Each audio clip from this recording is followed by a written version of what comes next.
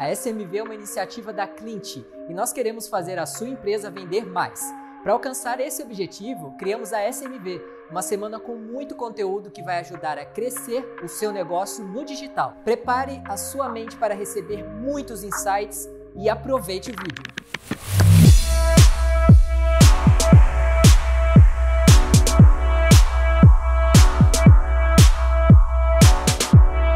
Olá pessoal, sejam bem-vindos à SMV 2020, Semana de Marketing e Vendas para E-Commerce. Meu nome é Renan Scheffer, eu sou sócio e responsável pelas áreas comerciais, novos negócios e parcerias da 55. Estarei aqui ao longo da semana mediando os bate-papos da trilha de Vendas na Prática. Então, antes de apresentar os nossos convidados e iniciar o bate-papo, queria convidar você que está nos assistindo para registrar esse momento. Então, tira uma foto sua assistindo esse talk, compartilhe nas suas redes sociais, marcando a Print Hub e a hashtag SMV 2020, beleza?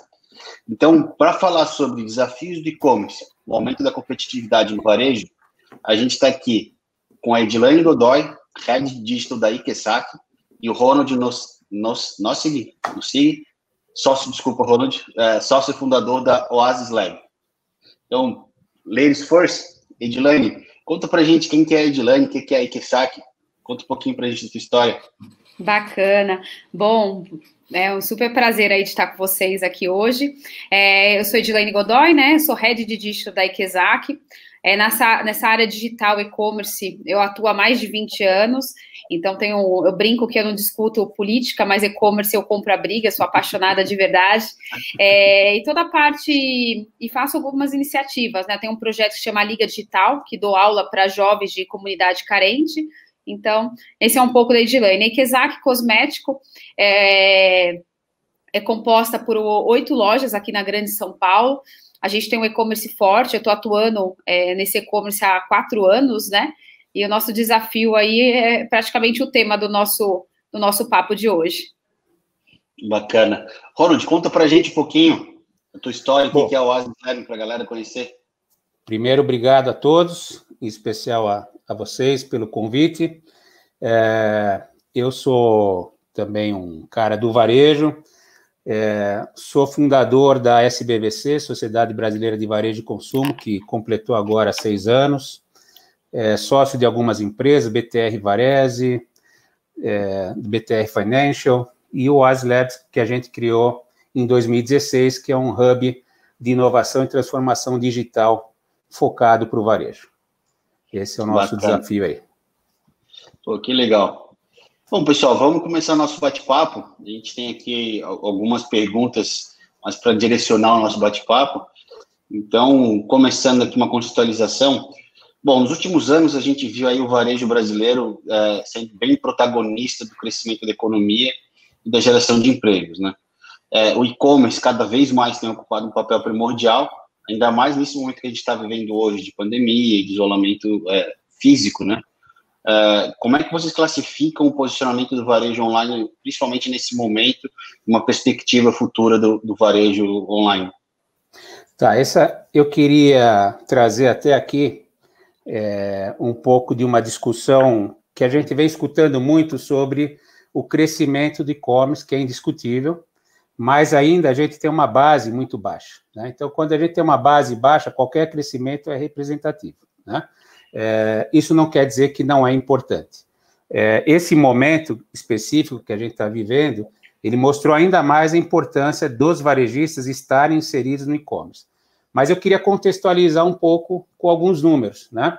Então, partindo do princípio que o varejo em si, ele chega a ter uma representatividade junto ao PIB, né, brasileiro, que é de 7,3 trilhões, da ordem de 12%, né?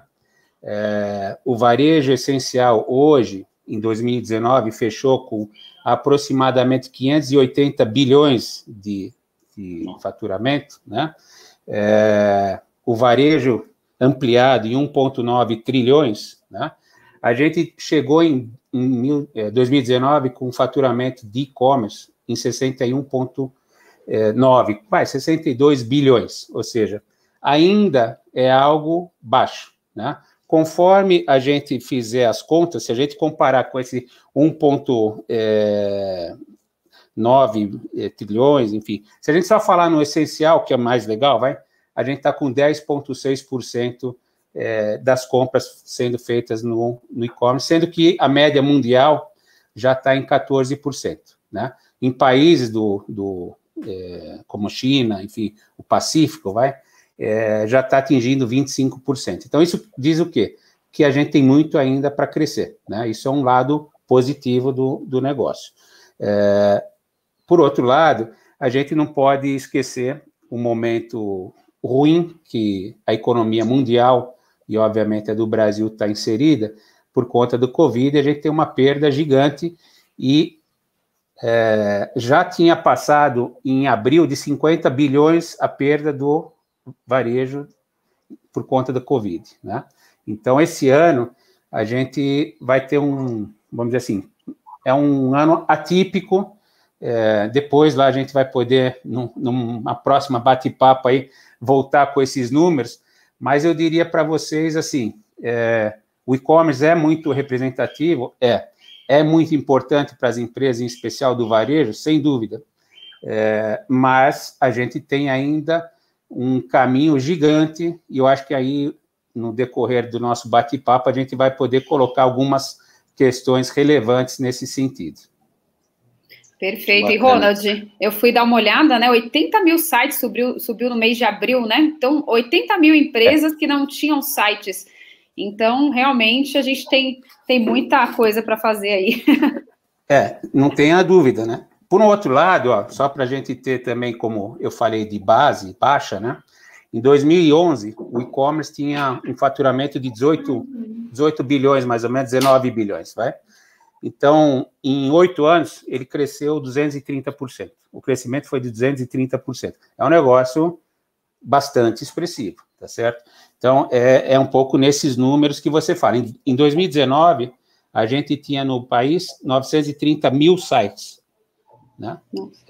Então, com esses outros tantos que subiram, a gente já está passando, né, de 1 milhão de sites aí disponíveis. O que isso, em parte, é um ponto de atenção, né, para a própria Ikezaki, que aumentou, de certa forma, essa concorrência, né? Então, isso é um ponto para a gente começar a olhar, e eu acho que também a gente vai poder discutir aqui. É uma oportunidade, mas, como oportunidades, também a gente tem os pontos de atenção. Bacana. E para ti, Edilene, complementa um pouco aí para a gente. Não, acho que o Ronald trouxe, acho que, dados valiosos aí, né? Eu sou a varejista aqui na ponta, né? O que eu estou vendo é a movimentação do dia a dia acontecendo, o concorrente, lance nas mídias digitais aí, cada vez mais disputadas por esses caras novos que estão entrando. Então, eu sinto aqui na pele o dia a dia. Bacana. Renan, só para, assim, em termos mundiais, que quem é a líder desse negócio é a China, né? A gente fala muito de China, sabe? Em 2019, o faturamento chinês no e-commerce chegou a 1,9 trilhão de dólar, né? Ou seja, a gente está falando aí, vamos arredondar para 2 para facilitar a conta, 2 vezes 5, né? Também facilitando a conta. Então, a gente está falando de 10 trilhões o faturamento de e-commerce chinês contra 61 bilhões do Brasil. Vê essa diferença. E para a gente não se sentir assim tão, assim, puxa, nossa, que distante. Os Estados Unidos, que ocupa o segundo lugar, em 2019, fechou em 500 milhões de dólares. Ou seja, os Estados Unidos teve 1/3 do faturamento chinês no e-commerce. Óbvio que a China, quando a gente fala, a gente tem que também tomar uma série de cuidados, porque é um país totalmente diferente dos demais, né? Tem uma série de regras e etc., intervenções do governo, se é que a gente pode falar dessa forma, que no mundo fora a China, a coisa vira diferente, né? Mas é isso, os Estados Unidos para a Rússia, que é o terceiro, é outro abismo, 127 milhões de dólares a Rússia contra 500 milhões dos Estados Unidos. Então, aí vai descendo, né? O décimo lugar, ela fala, a Rússia, perdão, O Reino Unido é o terceiro lugar. A Rússia está em 10º lugar. 10º lugar com 22 milhões de dólares de faturamento. Então, são números assim bastante interessantes para a gente depois discutir. Bacana. Bom, dado todo esse contexto que o Ronald comentou e que tu também comentou, Edilene, como é que a gente pode aproveitar essa taxa de aumento do número de clientes de e-commerce e como é que a gente pode criar uma estratégia de vendas para trazer mais gente para o nosso e-commerce? Assim, desde que decretou a calamidade, né, nesse momento que a gente está vivendo de Covid, a gente teve um aumento bem expressivo. Então, todo mundo, a gente brinca que é uma Black Friday sem fim, né, para quem já vive a Black Friday aqui. Então, na verdade, o que a gente precisa aproveitar no dia a dia é que, como são vários clientes novos, a gente está falando de uma base, falando aqui do meu negócio, 70% dos clientes no mês passado foram clientes novos. Então, ele comprou uma vez e ele tem que ter uma boa experiência, né? Então, o que a gente está fazendo nesse momento é prezar pela boa experiência, tentando fazer coisas diferenciadas para manter, trazer esse cara de forma recorrente para dentro da base. Aqui a gente trabalha muito com o profissional de beleza. O profissional foi uma das categorias bem lesadas, voltou recentemente a atuar. Então, nós vivemos aqui algumas fases, né? A gente brinca. A primeira fase, que foi a onda do álcool gel e luva, que só perfumaria tinha. Então, o primeiro momento nosso de venda foi esse. Aí nós pegamos o pessoal que estava dentro de casa e estava tentando se virar, que a gente viu vários famosos cortando cabelo por aí, né? Porque não tinha salão aberto. E agora a gente está nessa fase de retomada, onde, no caso, o profissional de beleza tá voltando a comprar produtos para cuidar do dia a dia, né? Então, essas são algumas das frentes, mas a gente aprendeu muita coisa aqui com o Covid, desde horários de disparar e-mail marketing, que para a gente era convencional, no primeiro horário da manhã, aí no momento que todo mundo estava em casa, acordando quase 10 horas, a gente viu que não adiantava mais mandar 7 horas da manhã, o melhor horário de envio passava a ser a partir das 10 horas, então foram alguns aprendizados de comportamento desse novo consumidor que a gente teve que se adaptar. Renan, só para, se me permitir complementar com algumas provocações, claro, até, eu acho que a gente tem, de novo, eu vou fazendo um pouco aqui do papel do advogado do diabo, tá? A Edilene depois vai brigar comigo, gosto muito dela, então ela vai entender. Mas a gente tem que entender, de novo, essa quebra de paradigmas, que é uma situação que ainda é uma incógnita, né? Então, existe sim uma quebra de paradigmas? Existe. O home office é um deles, né? Que muitas empresas, não vou dizer que vão permanecer 100% com essa prática, mas algo que era quase que impensável em algumas empresas, hoje é algo totalmente viável e viu que o bicho não é tão perigoso assim. Óbvio que tem que se tomar uma série de cuidados, de dados de proteção, dependendo da função de cada um das pessoas, mas por aí afora. E diante desse ponto que a Edilene colocou, também uma avaliação que foi feita em abril, a gente tinha feito um levantamento que aproximadamente 35% das pessoas que estavam comprando e-commerce eram compradores de primeira vez, nunca tinham feito compra. Isso é um número muito importante, mas aquela situação, você está proibido, não tinha nada aberto, né? Quer dizer, o que estava aberto era supermercado, era farmácia... E loja de construção. E loja de construção, basicamente, né?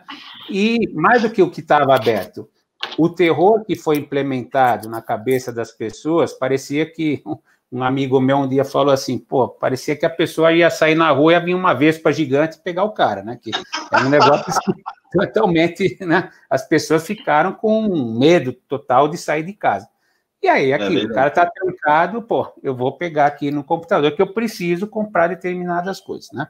Então, isso, setorizando essa questão, de novo, talvez esse acréscimo, num médio prazo, não vou nem falar curtíssimo prazo, mas num médio prazo, deve haver um recuo, porque existem situações que você não consegue, ou não é o normal, né? Já que se fala do novo normal, para mim não é o normal esse tipo de situação de isolamento, as pessoas não foram, nós, seres humanos, não fomos feitos para isso, principalmente os brasileiros, tá certo? Então, não vou nem dizer de outras pessoas, de outros países, que até questões climáticas obrigam o cara a ficar mais recluso, etc, etc. Então, isso é um ponto. Segundo ponto, também setorizando isso, né? Talvez, de fato, o cara começou a entender que, eu pedi uma comida lá no restaurante, não é tão ruim, eu vou chamar meus amigos, fico em casa, mais descontraído do que ter que sair de carro,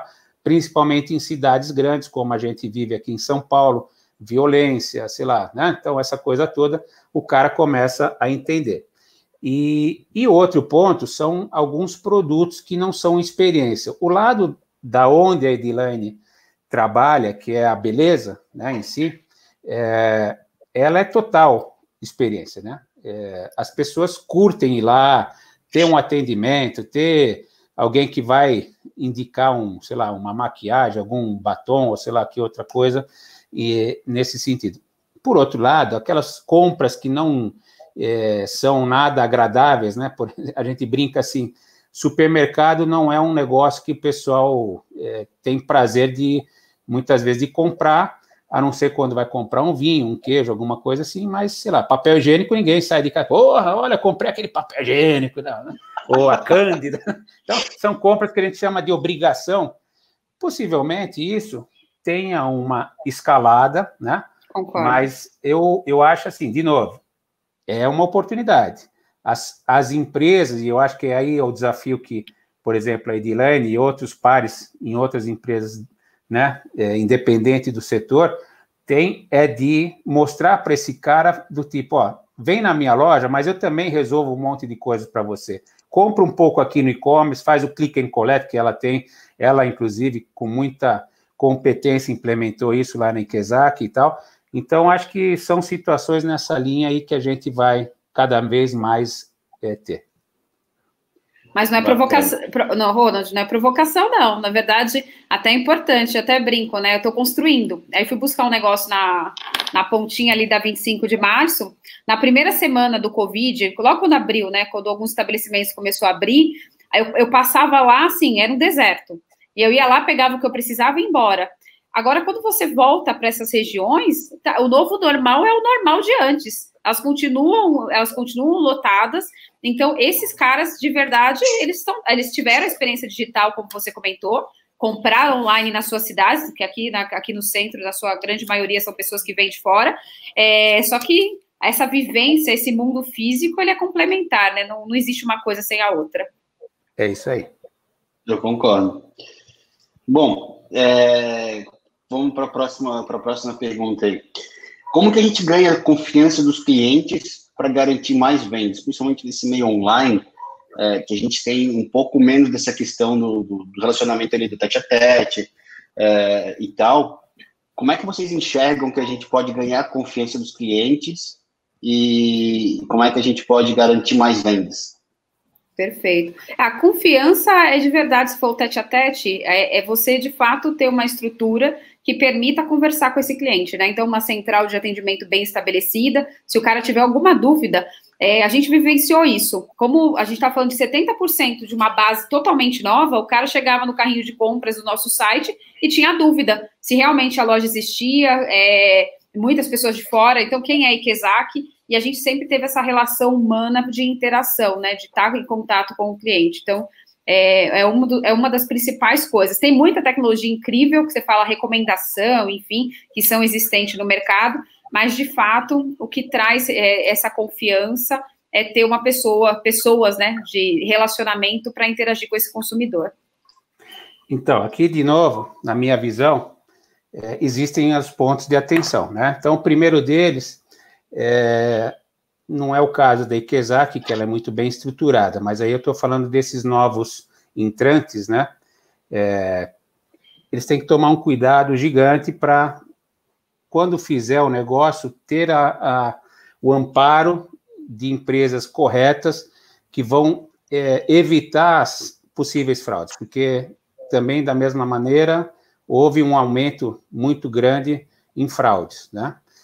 Então, esse é o primeiro ponto, que você vai do lado ao contrário da oportunidade, você afasta o cara. né? Porque ele tem receio, que nem antigamente, e não tão longe disso, né? Não estamos há muitos anos disso, as pessoas não tinham muita confiança na compra no e-commerce, porque não sabia se ia ser entregue, se aquela empresa, o que ela promete, ia fazer, enfim, passar o cartão, puxa, mas vou passar meu cartão aqui no computador, ou sei lá onde, e se isso é uma fraude, né? Então, aos poucos, aí aquelas soluções que existem foram dando a confiança, e a partir do minuto que a pessoa faz a primeira compra, aquilo funciona, ela começa a ter a segurança. Então, é um sistema, é um processo. E você, com isso, né, respondendo mais diretamente a pergunta, basicamente, isso serve para o offline, mas o online, por você não estar nesse contato direto, é literalmente prometer o que você efetivamente vai cumprir. Então, você prometeu que você vai entregar na minha casa um determinado produto em 24 horas, em 24 horas tem que estar na minha casa. Não dá para dizer que o pneu furou, que, sei lá, cara, não existe. É 24 horas. Entregou, se possível, até antes, porque aí eu vou falar, porra, esses caras... E aí você manda aquelas mensagens. Vocês devem também fazer, né? Não vou falar aqui especificamente da Edilene, mas as compras que você acaba fazendo, cada vez mais vem assim, ó, seu pagamento foi aprovado, seu pedido está não sei aonde, o caminhão saiu, ó, chegou. Quer dizer, existe todo, né, pelo menos esses sites mais estruturados, eles têm Rastreio, esse tipo de cuidado hoje. E que é importante para o consumidor, ele sente a confiança. E isso acaba gerando a fidelização de certa forma, porque ele fala, pô, eu vou lá. E aí o preço passa a ser segunda ou terceira, vamos chamar assim, questão, porque, no fundo, a gente está comoditizando, de certa forma, algumas coisas, tirando itens de moda, né? Mas falando, assim, de produtos de supermercado, por exemplo, sem falar de nenhuma marca, mas você comprou um refrigerante no supermercado A, B ou C, o refrigerante é o mesmo, né? O que te interessa é se o cara vai me entregar, né? E o preço depois vem num segundo momento. Então, acho que é muito nisso, né? Prometer simplesmente o que você realmente vai entregar. Não adianta inventar coisa que você não vai fazer. Eu acho que esse é um ponto mais importante de todo esse jogo aí. Perfeito. Jamais promete aquilo que você não pode entregar, né? É isso, porque aí você quebrou a confiança, o cara não volta mais com você. Aí você pode prometer, né? E se acontecer alguma coisa, tem a parte de relações, né? De ter alguém lá para ligar antes dele reclamar. Então, isso é importante. Às vezes eles vêm reclamar aqui, enfim, para todos os... não impede, isso é importante, Edilene. Eu acho que isso é uma dica fundamental, do tipo, não quer dizer que não possa acontecer falhas no processo. Então, por N motivos, a indústria não entregou determinado produto, ou como a gente falou, o caminhão quebrou, pode quebrar, de fato, o caminhão. Mas você se antecipa e fala, olha, Renan, eu tinha prometido que ia te entregar hoje, às 10 da manhã, aquele cartucho na sua casa, mas, infelizmente, tivemos um problema assim, assado, ele vai chegar às 4 da tarde, ou sei lá, enfim. Você antecipou a questão, o cliente, ele pode até ficar, porra, mas tudo bem, ele vai entender. É diferente de, eu estou esperando, não chega, no dia seguinte não chega, aí o cliente vai correr atrás, aí não tem atendimento, aí entra aquelas negócio de, né, atendimento que a gente conhece também muitas empresas como funciona, que você fica 5 horas, aperta 1 para não sei o quê, aperta 2 para não sei das quantas, e o cara vai ficando cada vez mais louco, e aí não consegue a resolução, pronto, aí ele vai ficar realmente aborrecido e nunca mais vai voltar no lugar, né? Bom, esse negócio de relacionamento acaba complicando muito, assim, principalmente nesse momento, né? Ronald, tu comentou um ponto ali que me chamou bastante atenção, na questão da segurança. Como é que a gente consegue montar uma boa estrutura pensando na segurança e na velocidade da nossa operação? Edilene, quer começar? Não, por favor, Ronald. Na verdade, assim, existem, como eu falei, aí é conforme o teu tamanho, a tua necessidade, existem hoje milhões de ferramentas, startups fantásticas. Eu mesmo tenho algumas relações com algumas de Israel, que eu diria que um dos pontos mais fortes de Israel é a cybersecurity, né? Então, acho que hoje já existem diversas ferramentas, das mais pesadas às mais, teoricamente, simples, que é aquelas que a gente tem, inclusive, nos nossos computadores de casa e tal, né? Então, eu acho que existe, sim, as ferramentas. O que você não pode, justamente, deixar, quando você entra nesse mundo, e aí, principalmente, eu falo das empresas médias e pequenas, né? Que são menos estruturadas, de olharem justamente com quem eu estou andando, porque muitas vezes eles também se plugam em marketplaces daí, né, que existem milhares também. Então, tem que saber com quem que eu estou, né, diga-me com quem andas que eu te direi quem és, né, basicamente é isso, né. Então, você tem que olhar muito atentamente esse tipo de parceria, porque esses marketplaces, que eu vou chamar primeira linha, todos eles têm esse tipo de precaução, cuidado, né? Sites extremamente bem estruturados, e também não quero citar nomes, mas eles são constantemente tentativas de ataques, ou mesmo de esses fraudadores, né? Que montam cópias de sites e as pessoas incautas entram. É que aí tem coisa que também não tem como você muito que discutir, a não ser aquela velha regra também que não tem café grátis, né? Aquele negócio de a gasolina em todo o posto está na média, sei lá, R$3,20. Aí você achou gasolina por R$1,80, alguma coisa tem de errado nesse jogo, né?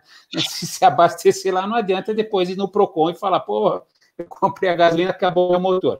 Então, é aquelas coisas que também tem gente que acaba, por vezes, sendo vítima, mas no primeiro momento também, desculpa aí a minha expressão, que é dar uma desperto, né? Paga caro, né? Porque, no fundo, não vai ter televisão que todo mundo vende por 1.000, por R$500, não existe, né? Ou aquele produto é roubado, ou aquele negócio não existe, né? Alguma coisa tem, não tem jogo diferente disso. E não sei se a Edilane tem alguma coisa assim mais do dia a dia que ela também possa complementar, né? Não, acho que você complementou bem referente à segurança. Uma coisa que eu noto, a gente que tem esse cargo de gestão de e-commerce, é assim, a gente adora instalar pixel dentro do site. Às vezes você coloca qualquer coisa lá porque o cara diz, vamos fazer um teste, e aí você não sabe o que de fato está sendo capturado ali na navegação do seu usuário. Então, são alguns cuidados. Às vezes você mesmo está provocando isso, né? Então, alguns cuidados aí de segurança que a gente precisa ter. Bacana. Bom, pensando agora numa estratégia de atração e de retenção, como é que a gente pode desenhar uma estratégia eficaz voltada para e-commerce, né? De atração e de retenção de cliente nesse meio digital?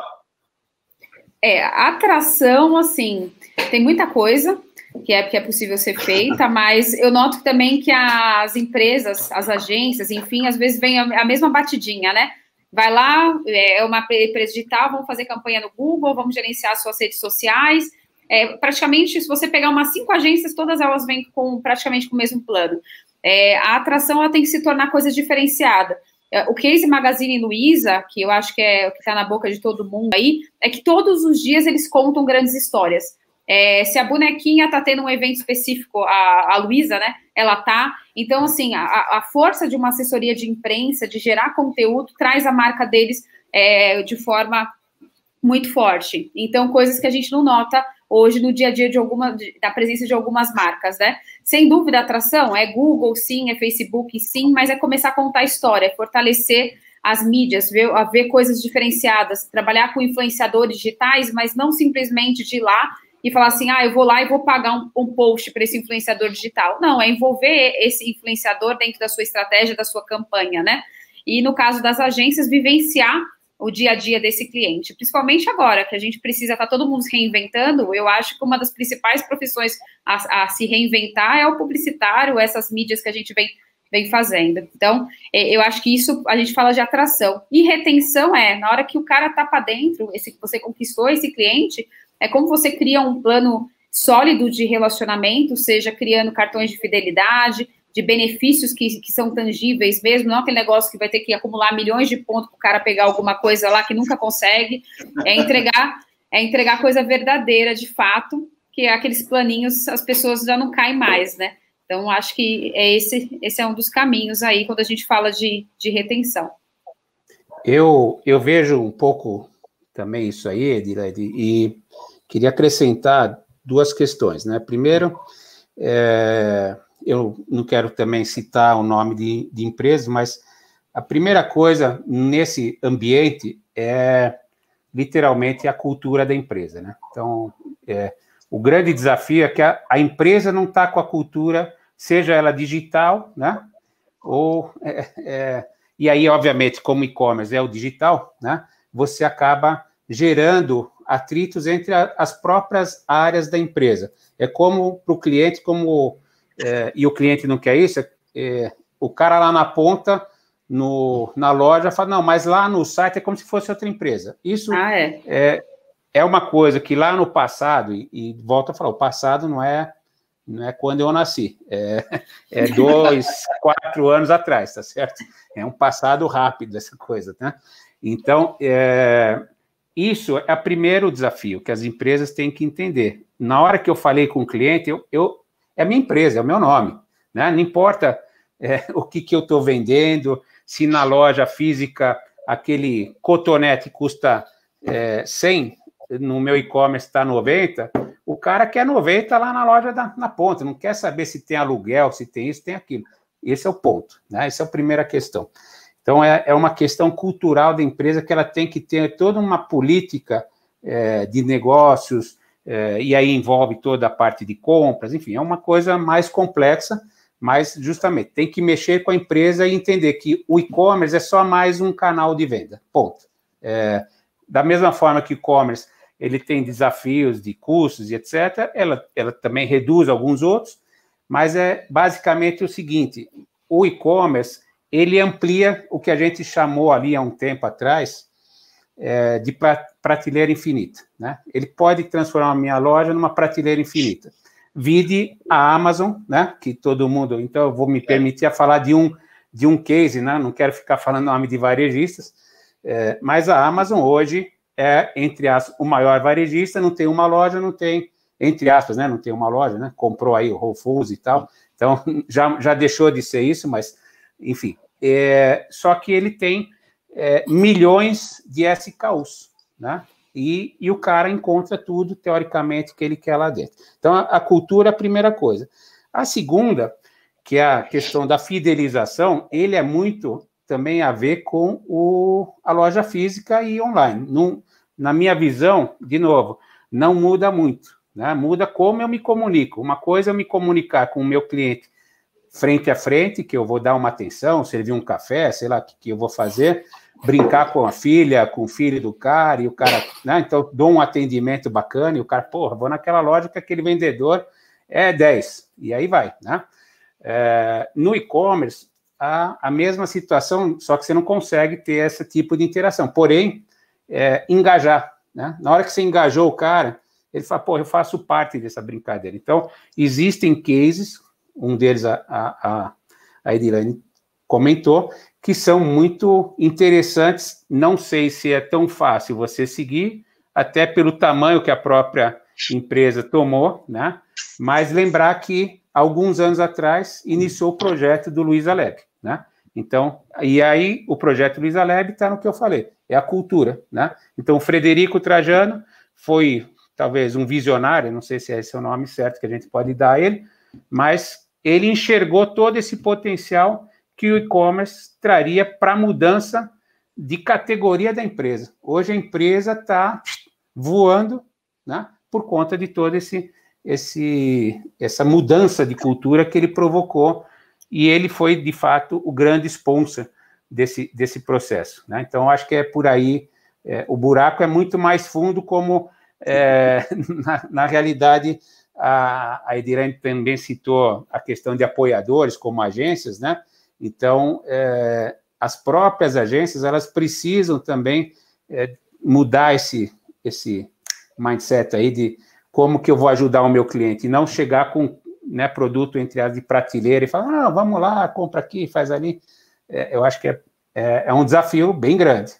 Não tem uma receita, mas sabendo que é bem grande. É exatamente isso que eu ia falar.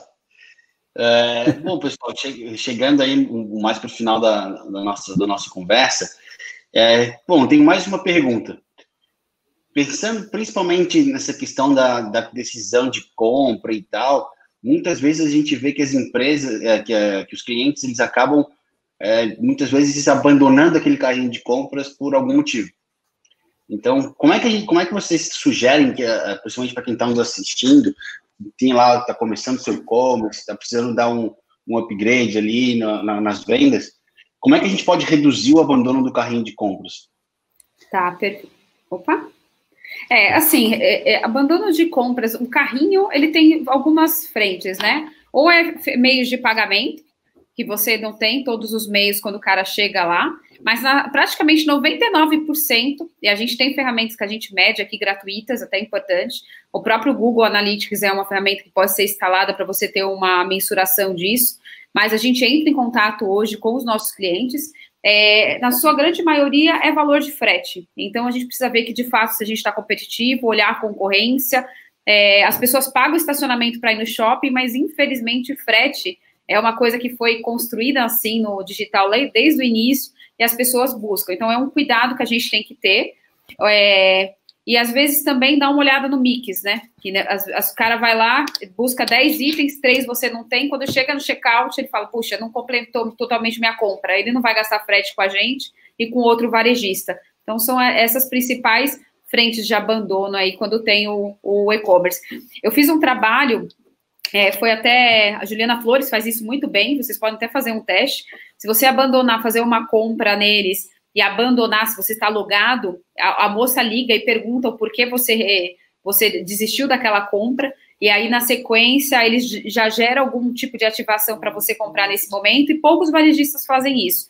Então, é um dos caminhos aí que pode ser feito.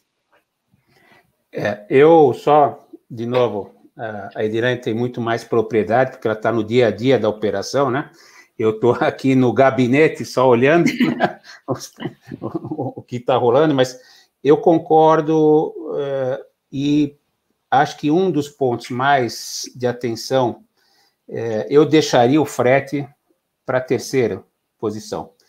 Porque o frete, na verdade, é um erro de comunicação, como foi um erro a Black Friday ser implementada na data que ela foi implementada. Mas isso, num outro dia, a gente discute, tá certo, Renan? Agora, a ruptura é algo que está na mão do varejista.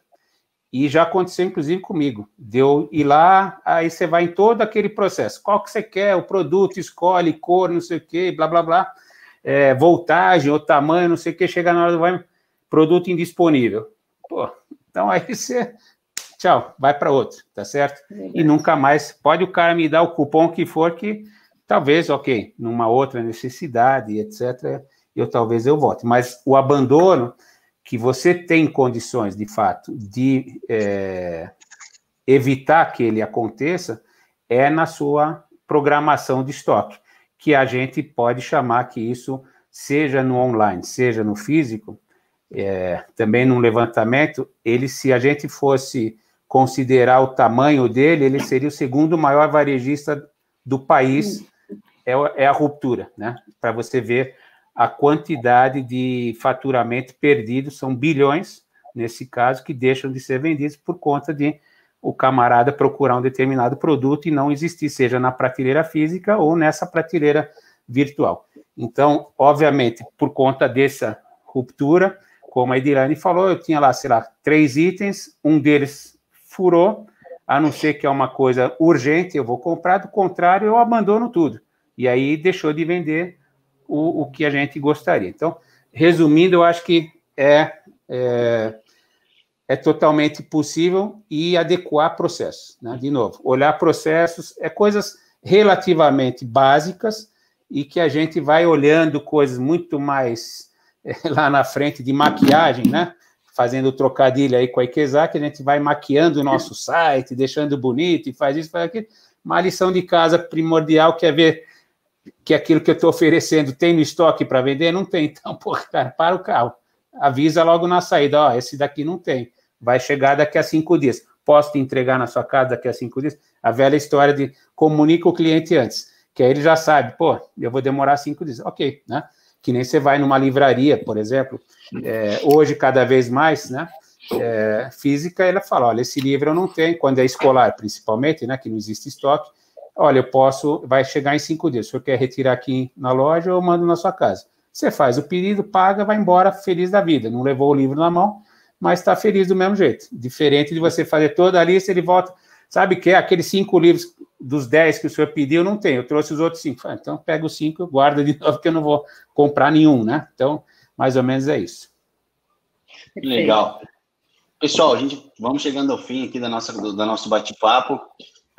Queria ver, vocês têm alguma consideração final, alguma dica para deixar aí para quem está nos acompanhando? Acho que a dica é 9, né? Saia da caixa, faça realmente diferente. Não vai adiantar depois que a gente passar tudo isso e voltar a estaca zero. Então, se iniciou seu site, sem dúvida, pode não ter dado certo no primeiro mês, no segundo, mas é persistência, essa parte digital. Não ficar parado. Então, não deu certo uma agência, troca, não deu certo uma determinada ação, refaça. Então, esse é meu recado. Boa. E eu acho que é por aí, acompanhar eventos como esses que vocês estão promovendo, né? Eu acho que isso são dicas importantes, são pessoas que vocês trazem, que contribuem para todo o negócio, né? Eu acho que isso é uma primeira questão importantíssima, as pessoas têm que estar antenadas, olhem os seus concorrentes, visitem os concorrentes, aprendam com os concorrentes. Hoje, a maior dica que eu dou, que é uma coisa que eu sigo nos meus negócios, procure parcerias, procure se juntar com outras pessoas que tenham produtos ou serviços adequados. Você sozinho, você não faz nada, né? Então, essa é uma grande dica. Você nunca... não queira comer um brigadeiro sozinho. Tente comer um bolo grande, um pedacinho. Você vai ficar bem e todo mundo vai ficar satisfeito e você vai crescer. Ninguém cresce sozinho. Então, acho que participar de eventos como esses, ouvir pessoas que já têm experiência, isso é fundamental. E depois buscar os parceiros corretos para você conseguir progredir. Essa é a minha dica aí, enfim, consideração final. Bacana. Ronaldo, Edilene, obrigado por essa aula, obrigado por todo esse conteúdo que vocês trouxeram para a gente. Queria agradecer muito a presença de vocês. E, bom, compartilhem com a gente aí as redes sociais de vocês, canais de contato, para quem quiser acompanhar um pouquinho mais do trabalho de vocês. Perfeito. As minhas redes sociais tá aqui, né? Edilene Godoy, Oliveira Godoy, mas Edilene já aparece, Instagram e LinkedIn. Super prazer aí. E o meu também está aparecendo aí, né? O meu LinkedIn. Estou à disposição e foi um prazer, uma satisfação. Obrigado pela oportunidade, obrigado, Edilene, obrigado, Renan, e vamos seguindo em frente. Obrigada. Obrigado, pessoal, obrigado a todo mundo que está nos assistindo. Vamos embora com a gente mais nos próximos dias, tem bastante conteúdo legal aí para a gente assistir. Bora crescer, pessoal. Espero que você tenha gostado de assistir esse conteúdo e que tenha feito sentido para a realidade do seu negócio. Fica aqui o convite para você conhecer a Clint e as outras formas que temos para ajudar o seu negócio a crescer. Somos uma plataforma que conecta empresas a fornecedores de serviços digitais. Você entra na nossa plataforma, faz um cadastro rápido, conta um pouco sobre as suas necessidades e nós encontramos a agência digital ideal para o seu negócio. Tá precisando vender mais pela internet? Nós sabemos como te ajudar nisso.